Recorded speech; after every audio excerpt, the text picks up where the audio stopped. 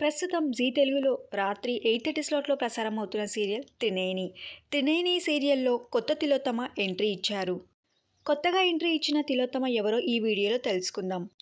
ఇంతకు ముందు తిలోత్తమ క్యారెక్టర్లో నటించిన పవిత్ర జయరాం, సర్పదేవికి వెళ్ళిన ఎపిసోడ్స్ అన్నీ పవిత్ర జయరాం బతుకున్నప్పుడు తీసిన ఎపిసోడ్స్.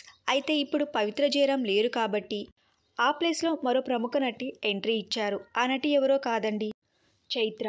చైత్ర ప్రస్తుతం స్టార్మాలో ప్రసారమవుతున్న నాగపంచమి సీరియల్లో మోక్షకి తల్లి క్యారెక్టర్లోనూ వైదేహి క్యారెక్టర్లో నటిస్తున్నారు.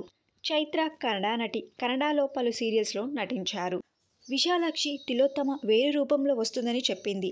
అయితే ఇప్పుడు కొత్తగా ఎంట్రీ ఇచ్చిన కొత్త తిలోత్తమని ఇంటి సభ్యులు ఎలా గుర్తుపడతారు?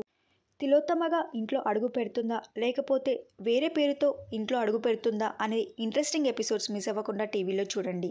పవిత్ర జయరాం లాగా చైత్ర తన విలనిజాన్ని చూపించగలదా? తిలోత్తమ క్యారెక్టర్లో చైత్ర సెట్ అయిందా లేదా? మీరేమనుకుంటున్నారో మీ అభిప్రాయాన్ని కింద కమెంట్ బాక్స్లో కమెంట్ చేయండి.